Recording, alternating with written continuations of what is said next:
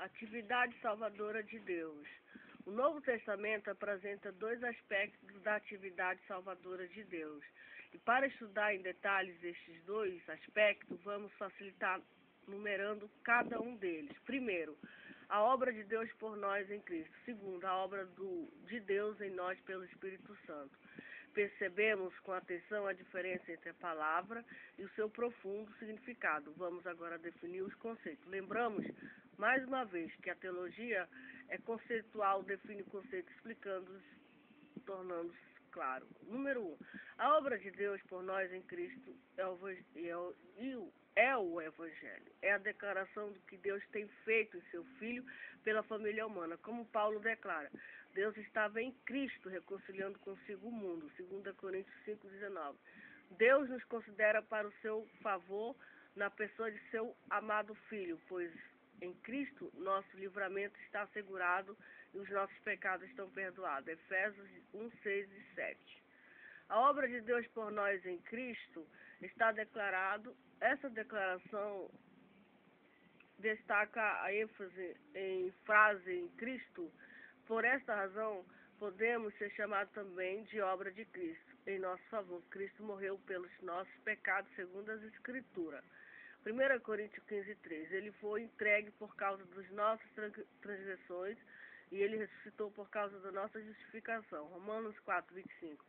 A repetição duas vezes na frase por causa é muito significativa para deixar de lado uma causa para tudo que Cristo fez. É muito importante notar que o Evangelho é o registro de que Deus faz fora de nós. Não é o registro de que Deus tem feito em nós, nem do que Deus fará em nós. Esses são os aspectos posteriores. Ao contrário, o Evangelho é o registro de que do que Deus já fez fora de nós. O que ele fez no Senhor Jesus Cristo. O significativo neste primeiro aspecto, número 1, é que Deus o fez enquanto nós éramos seus inimigos, enquanto éramos pecadores, quando nos desviarmos dele mais e mais, então Deus fez alguma coisa por nós em Cristo. Leamos Romanos 5, 6, 10, procuramos entender com clareza os pensamentos de Paulo nesse trecho. Em Romanos 5, Paulo apresenta o contraste entre Adão e Cristo. Através da desobediência de Adão, toda a raça humana se tornou pecaminosa à vista de Deus, pois o pecado de Adão não foi apenas um pecado individual, foi um pecado de uma raça. Sendo ele o cabeça da família humana, era a universalidade do pecado, pois ele contaminou a raça com o vírus chamado morte.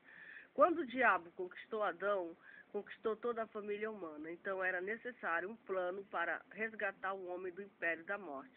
Deus redimiu a raça humana, dando-nos um outro Senhor, e não mais o diabo, dando-nos um outro Pai, e não mais o diabo. João 8,44. O novo Pai para permanecer como cabeça da raça humana. Isaías 9,6. Foi em Cristo que Deus remiu a família humana. Ele comprou-nos com o precioso sangue de Cristo. Deus colocou nossos pecados sobre a cruz. Em Cristo, ele nos deu uma perfeita justiça. Romanos 5, 18 e 19. Assim, o Evangelho é o registro de que Deus fez, não em nós, mas fora de nós, em seu Filho Jesus Cristo, enquanto éramos inimigos. A verdadeira experiência cristã encontra sua alegria neste aspecto. A plenitude do Evangelho se manifesta nesse aspecto. Isso significa que há alegria e contentamento pela obra de Deus por nós em Cristo, que é uma obra infinita, é uma obra completa. Nossa aceitação diante de Deus é baseada sobre esse aspecto. Procure entender o Evangelho, nossa correta posição com Deus, e agora voltamos a usar este conceito de posição, ou estado de alma. Repetindo, nossa correta posição com Deus foi alienada por Satanás. Ficamos separados em posição de iniquidade, mortos em pecado. Efésios 2:1. Sofríamos as consequências da universidade do pecado. Então Deus fez por nós em Cristo o que nós não poderíamos fazer por nós mesmos. Portanto, é a experiência de Cristo que tem mediante mérito diante de Deus e não a nossa. Isaías 53:11 explica claramente este conceito. o meu servo justo, com seu conhecimento, ele justificará muito. No hebraico original, a frase seu conhecimento é bedaito, que significa mais apropriadamente por seu conhecer. Compare com Isaías 54:5, dando assim a entender que uma tradução mais correta seria experiência. Isso equivale a dizer, por suas feridas, por seu sofrimento, por seu viver santo, por sua morte expiatória e sua triunfante ressurreição, o meu servo justo justificará muito. Em outras palavras, pela experiência de Cristo Jesus é que nós somos justificados e não por nossa experiência. A verdadeira experiência cristã deve encontrar sua alegria em algumas coisas externas, assim, a experiência de Cristo. Faça um resumo com suas palavras de Romanos 3, 24 e 26. Depois, lendo esta aula, se o aluno já fez um resumo de Romanos 3, 24 e 26, está preparado para estudar em detalhe os 3 aspectos da justificação e deve entender que, desses 3 aspectos, os 2 primeiros correspondem com a primeira fase da atividade salvadora de Deus, a obra de Deus por nós em Cristo. Lembramos e ampliando os conceitos já estudados. Número 1, a obra de Deus por nós em Cristo. Justificado pela graça somente, a fonte da justificação. Justificado por Cristo somente, o modo da justificação. Número 2, a obra de Deus em nós pelo Espírito. Justificado somente pela fé, a condição para receber a justificação. Nós desejamos sua atenção. Este é o fator significativo. Lembramos a nós que os conceitos em teologia são importantíssimos, pois determinam uma correta compreensão dos assuntos estudados. Sendo assim, prestamos muita atenção aos 2 conceitos vestidos acima. Notamos a diferença entre por nós, em nós, de onde o trabalho de Deus por nós foi uma obra externa, justificação, fora de nós, enquanto que o trabalho de Deus em nós é uma obra interna, regeneração. Ampliamos agora os detalhes dessa compreensão. Salvos pela graça somente. A primeira parte do texto em estudo é sendo justificado gratuitamente por sua graça, a do Pai, Romanos 3, 24. Graça significa misericórdia e favor mostrado para com alguém que está perdido e nada merece. A fim de preservar a natureza gratuita da justificação, Paulo disse que os pecados são justificados gratuitamente pela graça de Deus. A palavra gratuitamente significa sem motivo, como em João 15, 25. Por essa razão, podemos afirmar que nenhum grau de crença, de obediência, de experiência, de arrependimento ou de edificação do caráter pode levar Deus a considerar-nos alguma vez justo ante os seus olhos. Alguém já disse certamente que a justificação pela graça significa a divina aceitação de pessoas que são em si mesmo inaceitáveis. É importante notar também que Paulo não só está falando acerca de tornem-se justificados no início da vida cristã, ele usa o tempo presente contínuo do verbo grego, sendo justificado. Isto inclui o estado de permanecer justificado, tanto com o ato de chegar a ser justificado. Nota 1. Queremos que preste bem atenção novamente à palavra estado, pois, como aprendemos anteriormente, o pecado é um estado, assim, em contrapartida, o permanecer justificado, segundo o texto de Paulo, é também um estado. A nota 3. Para guardar na nossa memória, o ato da justificação é um ato de um momento, enquanto que o permanecer justificado é uma ação linear, contínua. Porém, este permanecer não significa em nenhum momento um ato nosso. Pelo contrário, sendo justificado indica uma justificação que vem de fora, ou seja, nunca poderemos ultrapassar a justificação pela graça. Não podemos permanecer no favor de Deus a não ser por pura misericórdia. Se em algum momento pudéssemos apresentar isso como aceitável diante de Deus, baseado em nossa fé, nossa obediência ou qualquer excelência moral, já não seria mais justificação por graça. Se a justificação, conforme a palavra de Paulo, é dada gratuitamente, seria uma ofensa a Deus querer pagar alguma coisa por ela. A Bíblia diz tudo, Almeida, no dicionário que acompanha essa edição, na página 61, explica assim o conceito de graça, bondade excepcional de Deus para com os seres humanos, como pecadores, para tornar possível seu perdão e salvação. João 1,14, Efésios 2,4,5. Essa misericórdia merecida está sempre disponível para aqueles pecadores que creem no Evangelho e obedecem ao Senhor. Atos 11, 23, 20 e 32, 2 Coríntios 9, 14. Os cristãos primitivos usavam essa palavra quando se reuniam e se saudavam.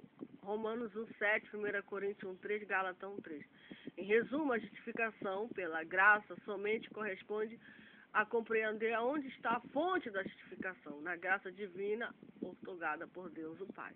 Justificado por Cristo somente, devemos também compreender a maneira pelo qual a graça opera para fazer o pecador aceitável à vista de Deus. Está escrito que o modo de nossa justificação é mediante a redenção que há em Cristo Jesus. Segunda parte do texto, em estudo, Romanos 3, 24. Mas também está escrito que somos justificados pelo seu sangue, Romanos 5, 9. Os atos e a morte do Senhor Jesus Cristo constituem a única base de nossa aceitação para com Deus. Ele se constituiu no substituto, a garantia para pobres, perdidos, pecadores. Em favor dele, Jesus deu à lei uma obediência perfeita que se mede com seus mais altos reclamos. Em seu favor, pelas agonias de sua morte, pagou a lei, a dívida pelas transgressões. A obediência ativa, vinda de Cristo, e passiva, morte de Cristo, foi de todo suficiente para assegurar a justificação de todo pecador. Disse o apóstolo Paulo, um morreu por todos, logo todos morreram, 2 Coríntios 5,14. O que isso significa dentro do conceito da justificação? No que se refere à justiça, esta pode olhar a Cristo e considerar todo homem como morto.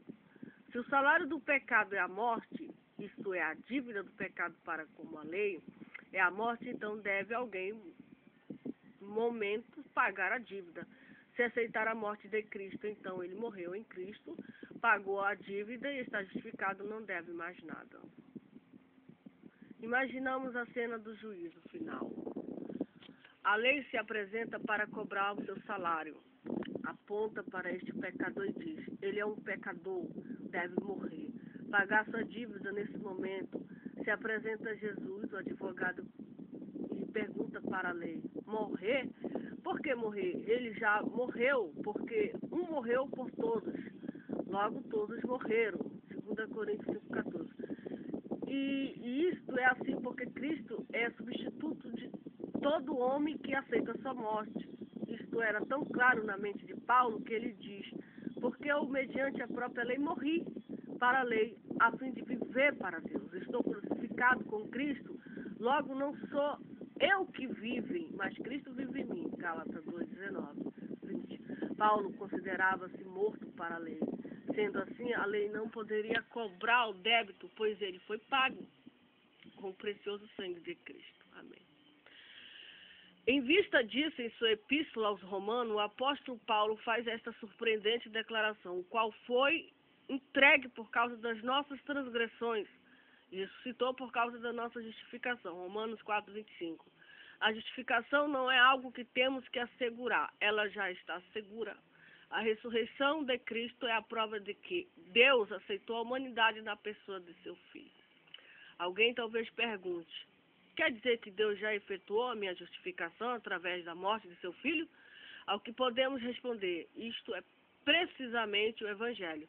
São as boas novas de que Deus fez. O sepulcro vazio é a prova de que Deus já perdoou nossos pecados e nos tem recebido a volta de seu favor real. Vejamos isso nas Escrituras, sua graça que ele nos concedeu gratuitamente no amado Efésios 6. Voltemos ao ponto central da soteriologia. Quando Adão desobedeceu à condenação e o pecado passaram a toda a raça humana, isso aconteceu assim porque ele era o nosso Pai. o cabeça da raça humana, quando ele caiu, todos caíram, a condenação veio sobre nós. Não por causa de que fizemos, mas por causa do que Adão fez, pela desobediência de um homem muito, se tornaram pecadores. Romanos 5,19. De modo que nós nos tornamos pecadores, não por algo que aconteceu em nós, e sim por algo que aconteceu completamente fora de nós. Deus salvou a raça humana, dando-nos outro Pai, Jesus Cristo. Isaías 9,6. Da mesma maneira que todos foram condenados pelo que Adão fez, foram todos justificados pelo que Cristo realizou, fez. Por um só ato de justiça veio a graça sobre todos os homens para a justificação que é da vida. Romanos 5,18. Por quê? Pela desobediência de um só homem, muitos se tornaram pecadores.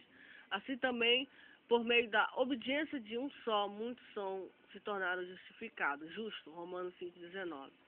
De modo que é para sempre certo que a única base da aceitação para com Deus é o que Cristo já fez por nós. Cristo é unicamente Cristo por nós, o Cristo. E unicamente Cristo foi encontrado agradável à vista de Deus.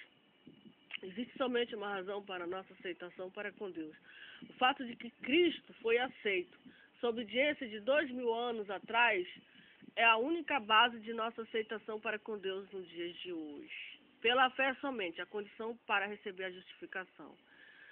Não que tange a Deus, ele restituiu o mundo pecador ao seu favor, tão certamente como recebeu o seu Filho no céu. Na cruz se efetuou a justificação objetiva de todo pecador. Ali Deus redimiu a raça humana. Hebreus 9:12. À luz do Evangelho, o homem não pode formular a pergunta: me aceitará Deus? Pois Deus já respondeu a esta pergunta, mediante a ressurreição de Cristo dentre os mortos. Se o pecador ou a pecadora ainda insiste em perguntar, o que devo fazer para me salvar? Deus diz ao pecador: olha para a cruz vazia e olha para o céu, aonde está a segurança de tua justificação. O homem foi aceito nas alturas do céu, pois já nos tem abençoado com toda sorte de bênção espiritual nas regiões celestiais em Cristo. Efésios 1:3. O homem pecador já foi aceito em Cristo. Porém, Deus confronta agora o homem com uma pergunta: aceitarás essa tua aceitação? Então, a fé é o sim, essa pergunta de Deus. A fé é aceitar o fato de termos já sido aceitos, nossa parte, e nos tornar conscientes de algo que já está em existência. Por meio da fé, a bênção da justificação é recebida e desfrutada.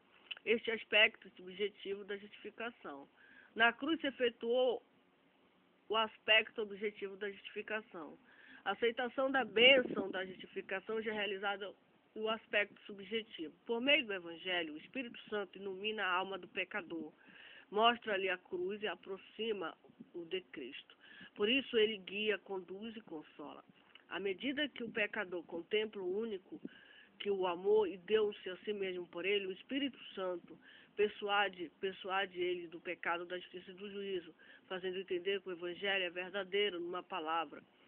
O Espírito lhe dá fé, de modo que Paulo declara: porque pela graça sois salvos mediante a fé. Isso não vem de vós, é dom de Deus. Efésios 2:8. Porque nós, pelo Espírito, aguardamos a esperança da justiça, que provém da fé. Gálatas 5:5. Nesse verso é condensado o tema da soteriologia no seu aspecto subjetivo mediante 3 palavras: Espírito, justiça e fé. Assim também Cristo, oferecendo-se uma vez para tirar o pecado de muitos, aparecerá a segunda vez, sem pecado, aos que o esperam para a salvação. Hebreus 9:28, na edição revisada fiel ao texto original. A mensagem do Evangelho gira em torno de 2 grandes eventos: a primeira e a segunda vinda de Cristo. A primeira e a segunda vinda de Cristo. Devemos agora compreender a relação que existe entre esses 2 eventos e a salvação, que já sabemos em grego é soter, salvação, libertação e preservação. Portanto, este significado pleno de salvação, assim como também de libertação e preservação, deve estar sumariamente contido nesses 2 eventos. O texto citado inicialmente, cuja leitura é Hebreus 9:28, resume o que estamos analisando. A primeira vinda de Cristo foi uma oferta, pois o texto esclarece nessas palavras, oferecendo-se, ou seja, o sacrifício e morte. O resultado dessa vinda foi o ato voluntário de Jesus. Mas devemos pensar que foi um ato obrigatório, pensar que Jesus teve que passar por isso, porque era sua obrigação. Errado, Jesus ofereceu sua vida em sacrifício para tirar os pecados de muitos, segundo a parte do texto. O autor desta epístola não diz que o sacrifício foi universal, pois assim fosse, ele teria escrito tirar os pecados de todos. Pelo contrário, ele escreveu para muitos e não todos, para tirar da mente os seus leitores. A ideia de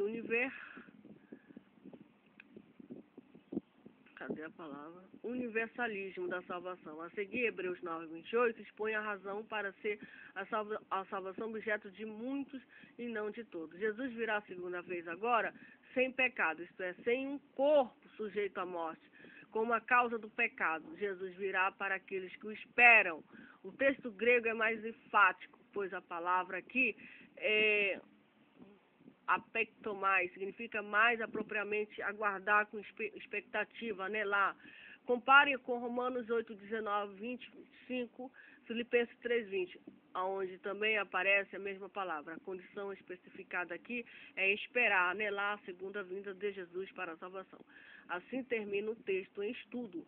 O ato da salvação, como explica nesse texto, tem, portanto, duas fases essenciais. Primeira, a segunda vinda de Jesus, porque a segunda vinda completa a salvação.